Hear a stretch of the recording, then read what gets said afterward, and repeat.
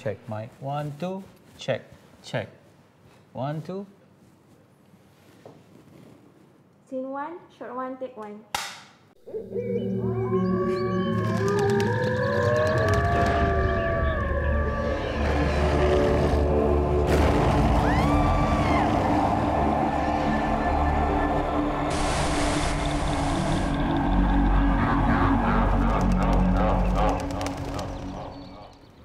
Assalamualaikum dan selamat sejahtera kepada peminat-peminat Detik 12 Malam. Detik 12 Malam bersiaran dalam musim yang terbaru yang menyajikan aktiviti, pengalaman bekerja, budaya dan juga cerita-cerita mistik situasi yang mereka lalui di kalangan masyarakat Malaysia selepas Detik 12 Malam.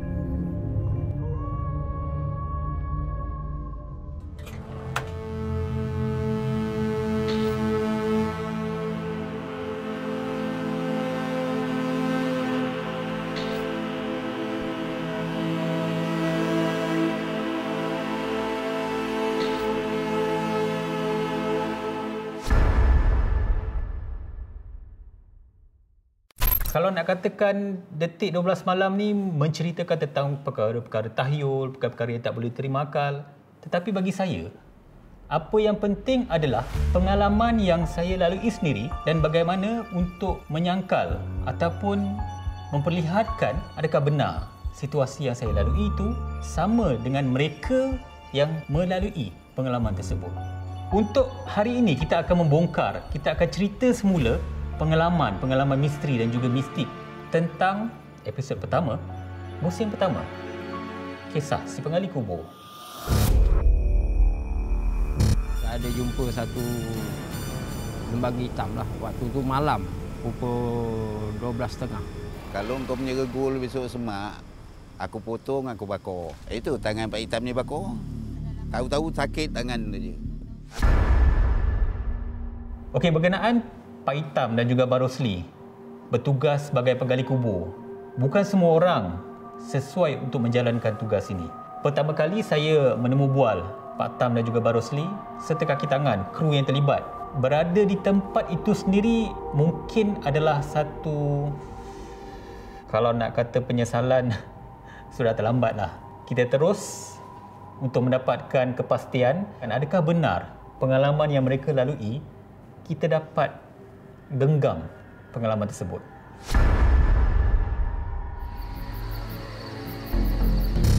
Lebih kurang 12.35 macam tu. Bersorangan untuk menggali liang lahat ini seorang diri.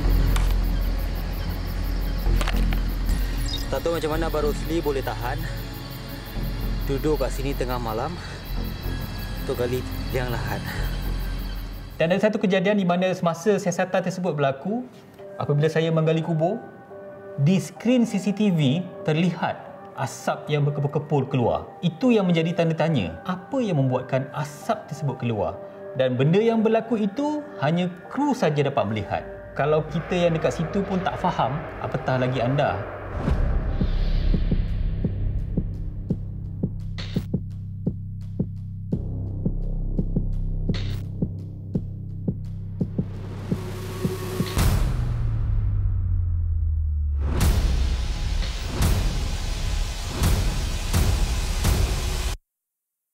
Bagi saya, pengalaman pertama menjalani Detik 12 Malam, ini bukan kerja yang mungkin bukan semua orang akan ambil.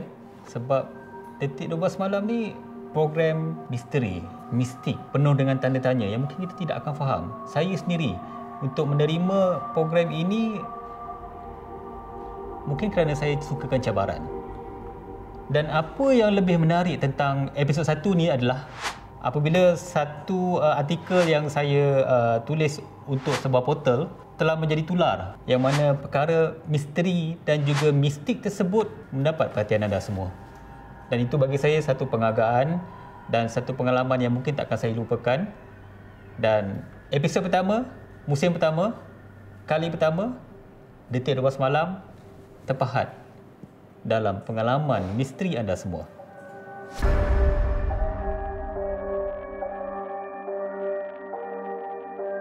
Jadi jangan ke mana-mana, teruskan bersama Detik 12 Malam.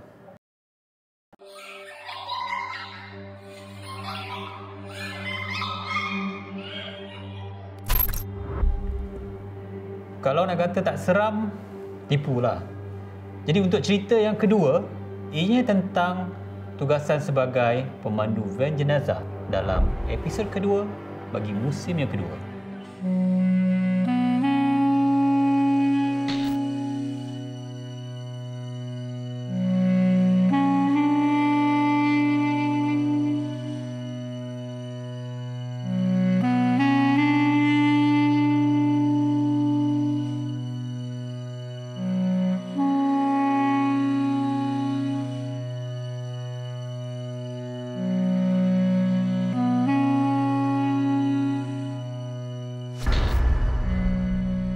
Sebagai pemandu van jenazah ni kan, apa yang bermain di fikiran adalah, ada ke jenazah dalam tu? Nak bawa jenazah ni pergi mana? Jauh ke tak? Bila nak dibawa jenazah ni dan ke mana? Ui, macam-macam lah bermain kat fikiran. Kalau nak kata pengalaman yang dilalui oleh pemandu van jenazah yang kita lihat tadi, pelbagai perception, pelbagai cerita kisah-kisah misteri yang mereka lalui. Tetapi bagi saya, untuk membuat tugasan ni, memang tak pernah terfikirlah dalam fikiran. Dan saya perlu kuatkan semangat, kena redahlah. Apa sahaja tugasan, apa sahaja pekerjaan yang pastinya hanya untuk detik 12 malam. Bila bawa van jenazah ni, dia ada satu perasaan dan diberitahu yang ketika itu van tersebut baru lepas bawa jenazah di tanah perkuburan. Lepas tu saya pula bawa. Kalau anda bagaimana perasaan tu? Dan ketika membawa van jenazah tersebut dan tak semena-mena, kamera yang telah dipasang di belakang melihat ataupun menangkap rakaman kain yang melitupi pengusung jenazah seakan-akan ditarik.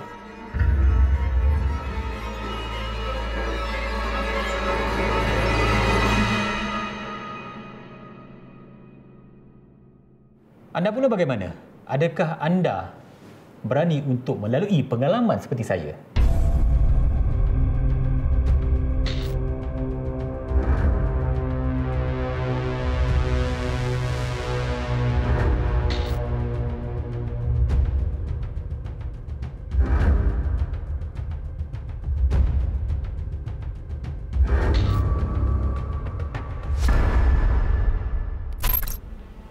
Kisah yang seterusnya adalah tentang penjaga rumah mayat. Episod yang ke-12, musim yang pertama. Kalau kita lalu depan pintu rumah mayat ni pun kita dah rasa seram dah kan. Ni bila dapat tugasan ni, macam-macam main dekat fikiran. Satu, tak pernah terfikir ada dekat dalam tu. Dan yang kedua, perlu ke dekat dalam tu? Tapi pengalaman itu yang kita nak kongsikan. Kerana bukan setakat pemandangan tentang apa yang berlaku di dalam rumah mayat, tentang bau. Okey, tak kelakar. Ini bukan...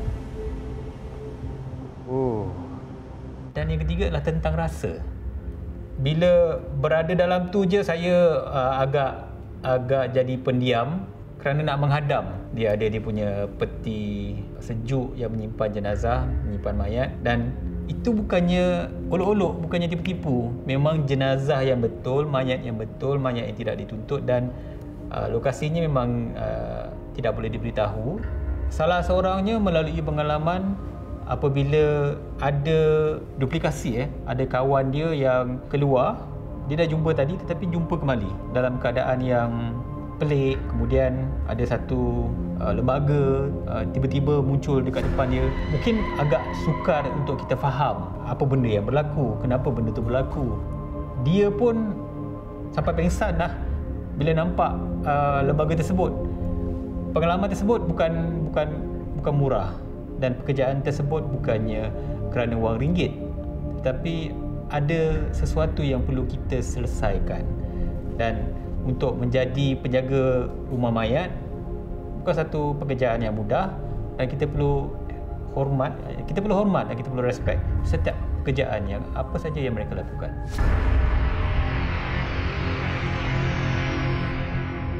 Banyak lagi cerita yang akan saya kongsikan kepada anda semua. Jangan ke mana-mana, kita akan kembali sebentar lagi.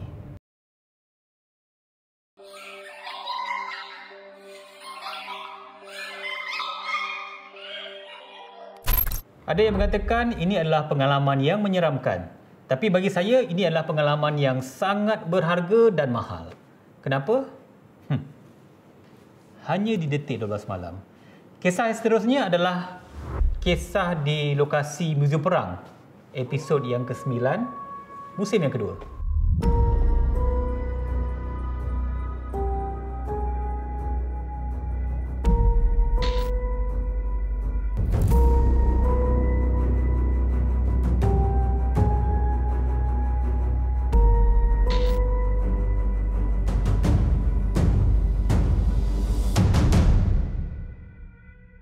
Ketika mendapat tugasan ni, pelbagai tanggapan, pelbagai situasi ataupun macam-macam lah yang bermain dekat fikiran, sebab saya tak pernah sampai lokasi Muzium Perang ni. Saya sampai pun dah malam. Tanggapan saya berlainan sebab saya jangkakan kawasan yang tak berapa besar, tapi rupanya Muzium Perang ni besar ya, atas bukit.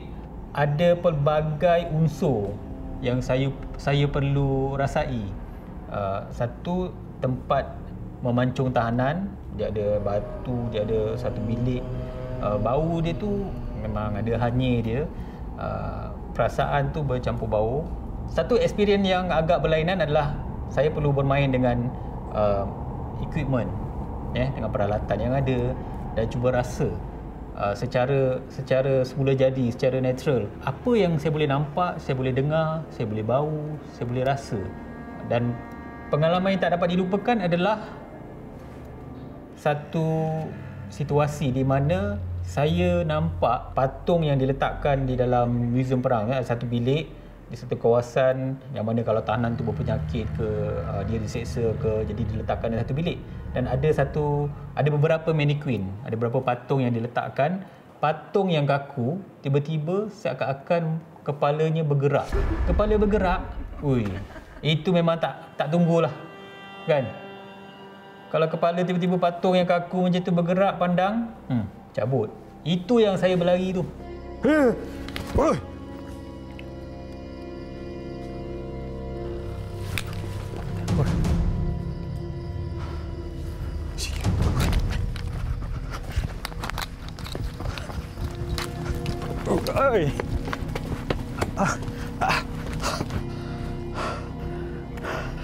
Patung tu bergerak, weh.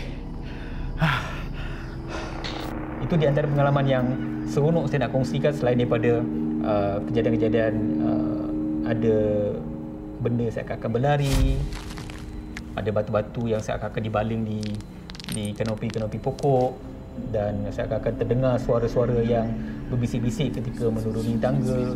Bagi episod Muzium Perang, kita perlu berperang dengan perasaan, kerana apa yang berlaku kita tak boleh jangka.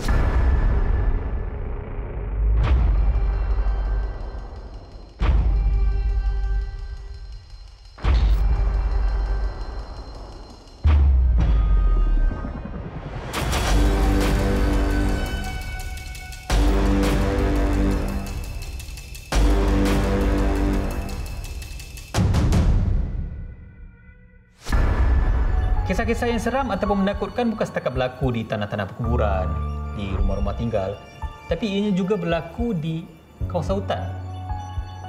Untuk episod yang ketiga, musim yang pertama, kita lalui pengalaman sebagai ranger hutan. Okey, bila dapat tugasan ni, apa yang saya fikir adalah dalam hutan ni banyak ke cerita-cerita seram? Tapi sebenarnya banyak cerita dia, dan daripada sejarah yang kita dapat daripada penduduk sekitar, kawasan tersebut adalah kawasan pembuangan makhluk halus ataupun gangguan-gangguan saka, ataupun boleh dikatakan tempat membuang ancak bagi masyarakat, orang asli dan juga masyarakat setempat. Kalau dah dengar cerita macam tu, takkan nak senyum je, kan? Sebab kita tahu sejarah tempat tu, dan apabila ranger tu menceritakan tentang pengalaman mereka bertemu dengan makhluk-makhluk halus, lembaga-lembaga yang ada di kawasan tersebut ketika menjalankan tugas, dan kenapa perlu melalui pengalaman dalam masa yang disebut. Sebagai ranger, itu adalah tugasan. Tapi sebagai saya menyiasat, ini adalah satu pengalaman. Cerita misteri tetap kekal misteri, tetapi apa yang dilalui adalah sesuatu yang akan saya berikan kepada anda.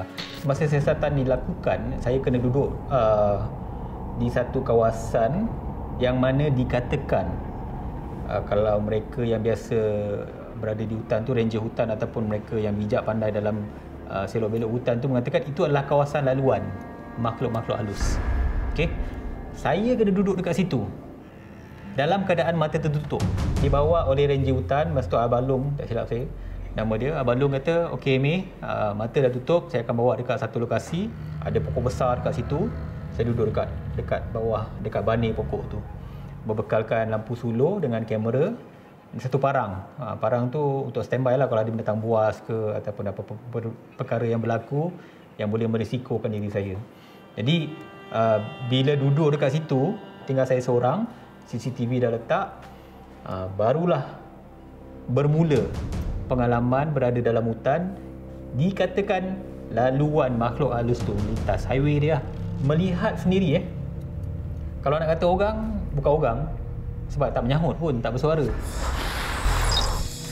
Sekarang ni saya dah merasai sendiri perasaan menjalani tugasan sebagai seorang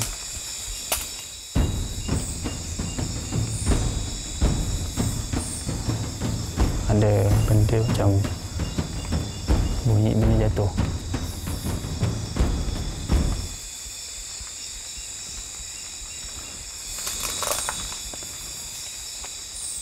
Perasaan itu bercampur bau. Kalau tak tanya, kalau tak jawab, tak tahulah nak cakap macam mana kan. Itu perasaan tu bercampur bau. Takut ada, kelakar pun ada, tak waras pun ada, gila pun ada. Jadi duduk, habiskan kerja.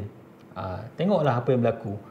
Ada nampak ke tak nampak. Tapi kalau ketika itu berpandukan kamera yang ada night vision, hijau je dekat situ, berpandu kat situ je lah tengok. Dengar macam ada benda bergerak dekat depan tu sebab ada pokok bergoyang, ada reaction. Tapi dekat dalam kamera tak ada. Dekat situ nak kata apa, rasakan itu yang paling dia meruap. Dia bukan meremang lagi,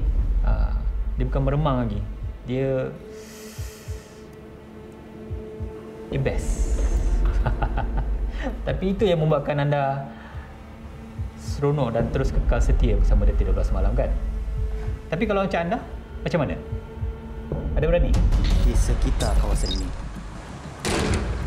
Hoi! Siapa tu? Assalamualaikum. Aku datang hanya untuk membuat kerja. Rasa macam layang-layang macam tu. Hui! Macam dia nampak kain kat sini macam ada satu lembaga kain putih. Okey, itulah tadi pengalaman saya di sepanjang penggambaran Detik 12 Malam untuk musim-musim yang lepas. Jadi untuk musim yang terbaru ini, ada banyak lagi kejutan, cerita-cerita misteri, pengalaman-pengalaman mistik yang akan kita kongsikan bagi aktiviti pekerjaan, pengalaman, lokasi dan juga aktiviti-aktiviti kebudayaan yang akan kita kongsikan kepada anda semua. Jika anda ada pengalaman mistik ataupun misteri yang ingin dikongsikan, hantarkan maklumat tersebut kepada kami di Facebook Detik 12 Malam. Sudahkah anda bersedia? Biar saya yang rakam detik-detik tersebut dalam Detik 12 Malam.